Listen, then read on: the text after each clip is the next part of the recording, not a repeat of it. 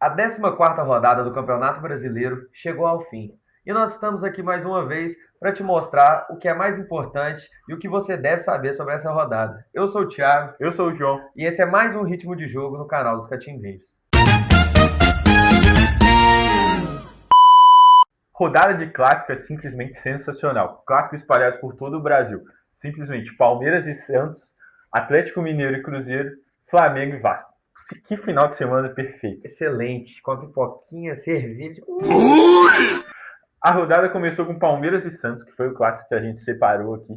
Um clássico animado, igual todo clássico é. Um clássico que teve de tudo. Teve gol, gol anulado, briga, torcida caindo da arquibancada e torcendo o pé. Simplesmente genial.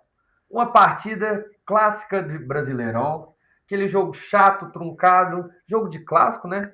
Mas o destaque do jogo tem que ser dito. É o torcedor que invadiu o gramado de verde. Invadiu não, tentou invadir. Porque no que entrou não chegou nem a passar das 4 linhas. Conseguiu torcer o pé, inacreditável. O cara foi fazer algo para ser engraçado, sei lá, já ia ser preso e ainda conseguiu ser preso com o pé torcido. É inacreditável, insano. Prêmio de melhor da rodada.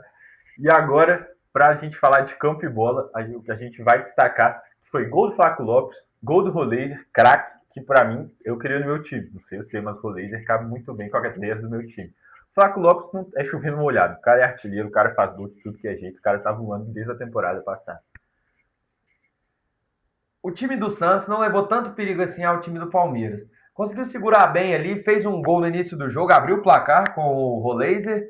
O Brasão fez uma excelente defesa no primeiro tempo, numa bola do John Arias. Porém, o Palmeiras empatou e chegou a virar no último lance do jogo com um gol anulado. Gol de John Arias anulado por impedimento. O Santos, que jogou sem Neymar.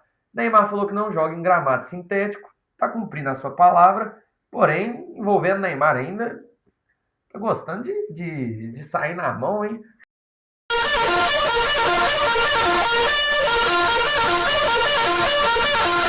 Ontem, durante o treinamento, depois do treino de não relacionados, ou seja, os jogadores que não foram para o jogo, os que não atuaram no jogo, eles fizeram o famoso rachão. Campo reduzido, gol menor, porradaria de treino, que os caras falam que o rachão vale mais do que o jogo de fato.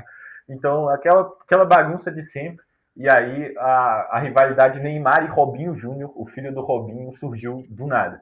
O Neymar, que sempre passou a mão na cabeça do menino, sempre falou que gosta muito dele, que vai ser um pai para ele igual ele teve na época de revelação do Santos. E aí, do nada, eles se desentenderam num lance de jogo que parece que o Robinho deu um drible no Neymar e aí o Neymar ficou puto. Ele não se ajuda também. A gente tenta defender ele, mas ele não se ajuda. Faz de tudo pra não se ajudar, é impressionante. A gente quer ele na Copa, a gente tenta, mas ele não consegue parar de fazer besteira. E aí, essa foi só mais uma. E aí parece que rolou tapa na cara. A gente fala que foi um tapa, a gente fala que foi mais um empurrão, alguma coisa assim. E aí a gente não sabe ainda, não tem imagens. Então agora é esperar para ver as próximas novelas. Eu acho que isso faz parte do treino, né? Era um jogo de clássico, clássico tem porrada. Eu acho que o Neymar que entrou no espírito e o Robinho ficou fora do espírito de clássico, né? Ela falou, pô, quando for contra o Corinthians ou o Palmeiras aqui de novo, já vou treinar, tá ligado?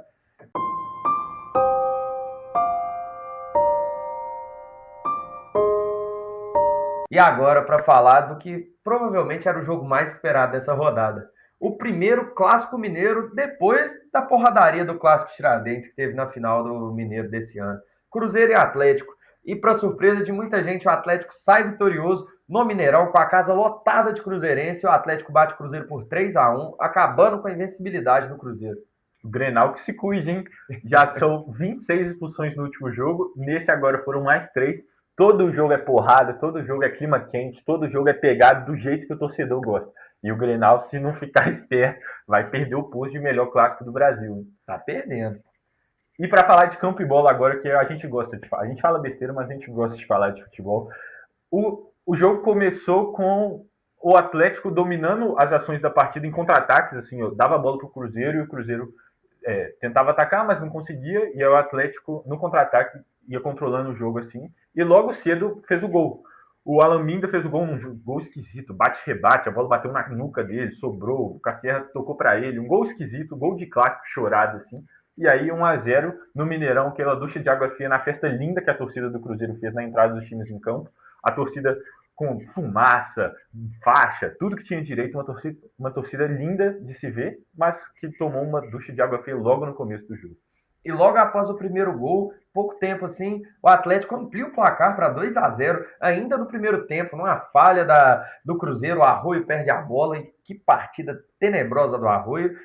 A bola vai para o contra-ataque do Atlético, o Romero não mata a jogada, dá um bote errado e o Kaique Bruno acaba fazendo um pênalti, o Atlético converte com o Michael de pênalti, 2-0 no primeiro tempo, um balde de água gelada com muito cubo de gelo em cima da torcida e do jogador do Cruzeiro. Os jogadores sentiram esse 2-0 do primeiro tempo como se já tivesse acabado o jogo.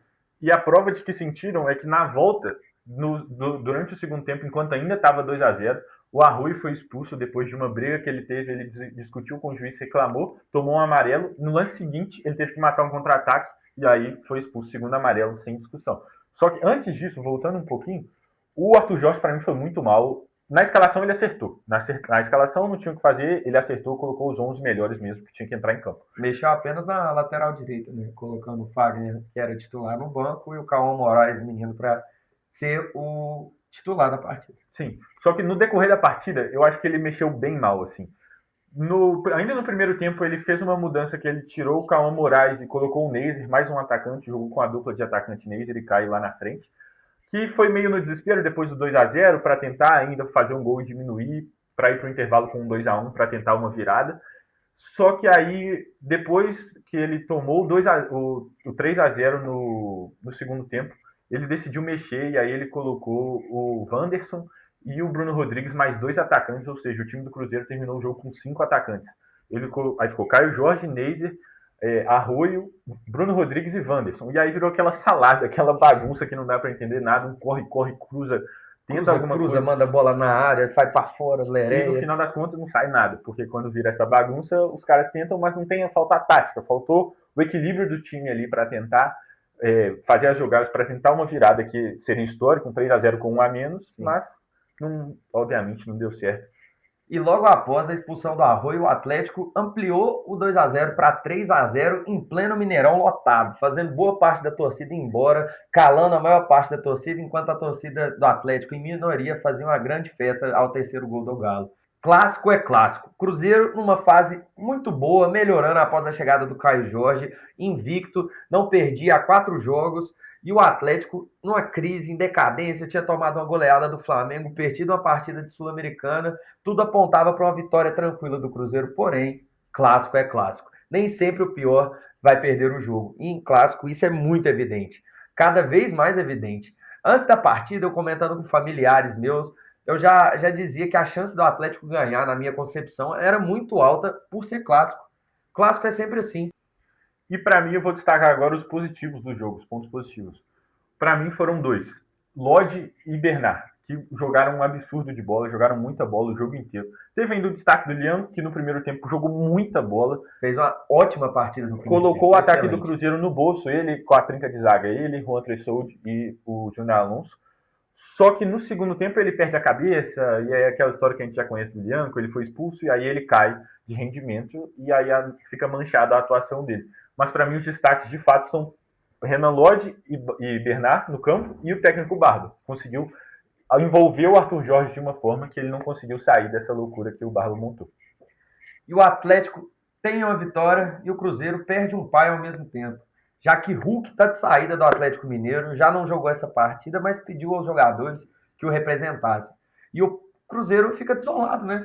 Um filho órfão, sem pai, órfão. E agora? Quem vai ser o pai do Cruzeiro? Hulk ainda pode fazer gol no time, mas não pelo Atlético Mineiro.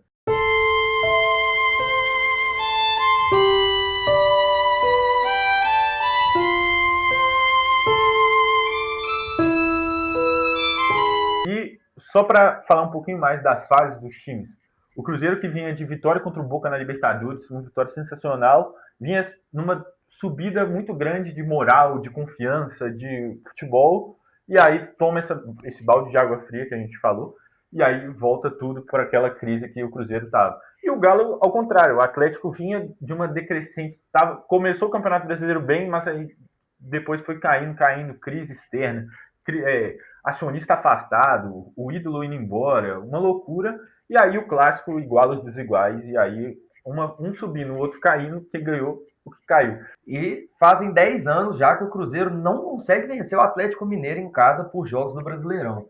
No Brasileiro, pode-se dizer que a paternidade está garantida para o lado alvinegro de Minas Gerais.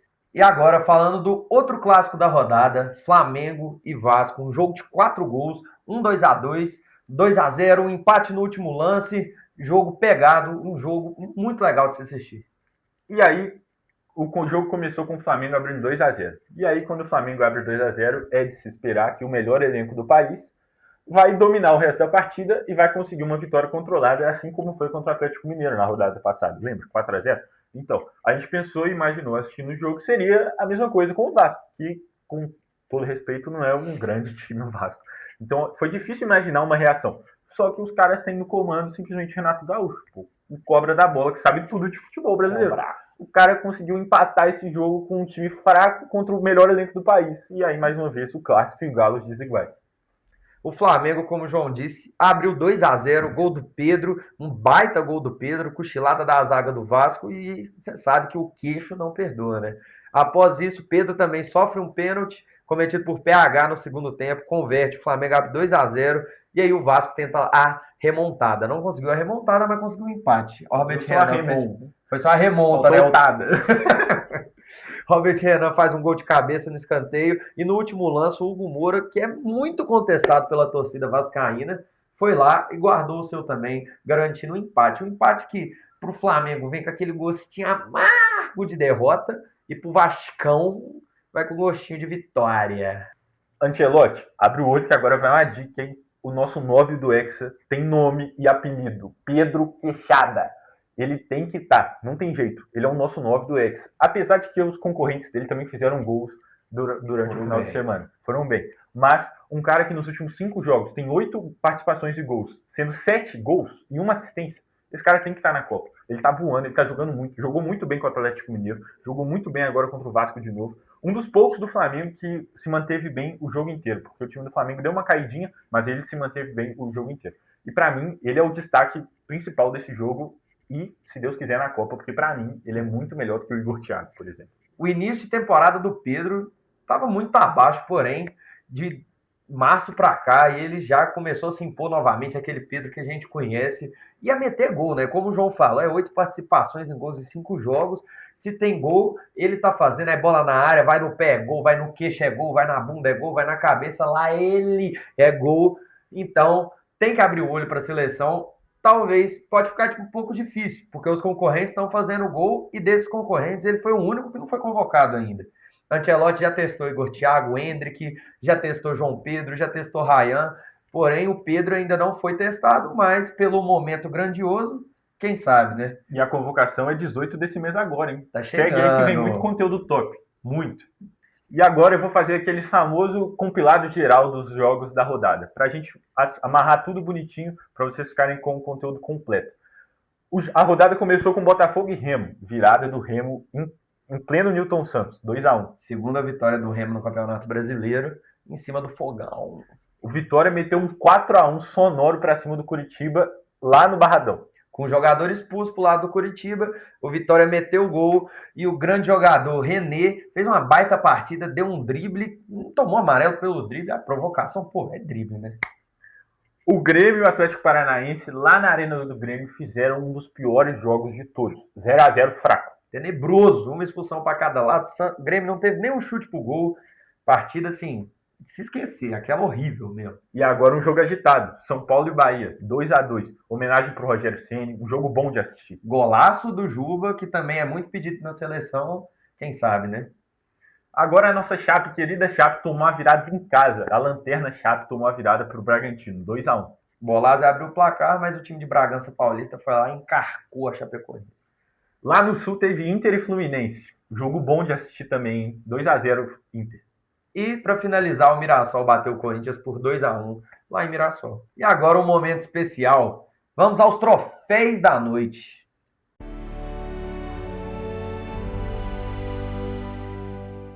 Agora com vocês a premiação da rodada. Craque de ouro, bagre de ouro. E o prêmio de craque da rodada vai para René, do Vitória. E agora a premiação de bagre da rodada, que vai para Grêmio e Atlético Paranaense. O jogo todo. O jogo merda! Após a entrega dos prêmios, venho agradecer a vocês por terem assistido esse vídeo até aqui. Espero que tenham gostado muito. Estamos cada vez mais evoluindo e trazendo conteúdos da melhor maneira para vocês. Eu sou o João. Eu sou o Thiago. E por favor, deixa o like, se inscreve, comenta muito, porque o nosso primeiro vídeo foi sensacional. A gente está gostando muito de fazer esse novo projeto. Tá muito As bacana. ideias, a cabeça tá a milhão aqui, pensando várias coisas. Tá sendo muito legal. Então, se puder mandar para mais gente, para ajudar a gente e motivar a gente cada vez mais a produzir mais conteúdo, porque a nossa meta é chegar na Copa do Mundo com conteúdo pra caramba para vocês terem muita coisa para maratonar na Copa. E vai ter muita coisa bacana vindo por aí. Valeu, galera!